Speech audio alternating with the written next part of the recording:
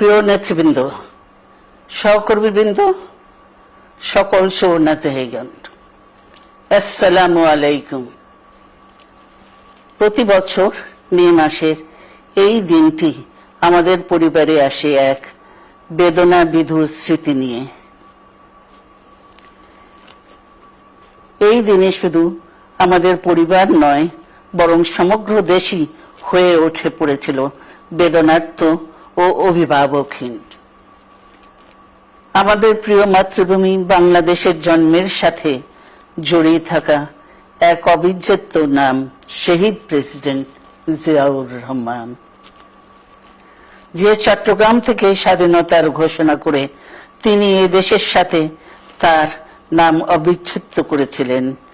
সেই চট্টগ্রামেই এক সফল, সৎ, দূরদর্শী ও প্রকৃত দেশপ্রেমিক প্রেসিডেন্ট হিসেবে নিজের জীবন উৎসর্গ করেছেন। এদেশে গণতন্ত্র, স্বাধীনতা, সংবাদপত্র ও বিচার বিভাগের স্বাধীনতা, স্বনির্ভরতা ও উন্নয়ন এবং নিজস্ব জাতীয়তাবাদ সৃষ্টির অনন্য রূপকার শহীদ জিয়া, যে গণতন্ত্র প্রতিষ্ঠা আর সার্বভৌমত্ব রক্ষার লড়াইয়ে তিনি শাহাদাত বরণ করেছেন, সেই গণতন্ত্র নিরবচ্ছিন্ন যাত্রা আজও বাধাগ্রস্ত হচ্ছে প্রতি পদে পদে। খুব শীঘ্রই আমরা বাংলাদেশকে গণতন্ত্রে পুনঃপ্রতিষ্ঠিত দেখতে পাব। এই হোক শহীদ জিয়ার শাহাদাত বার্ষিকীতে আমাদের অঙ্গীকার।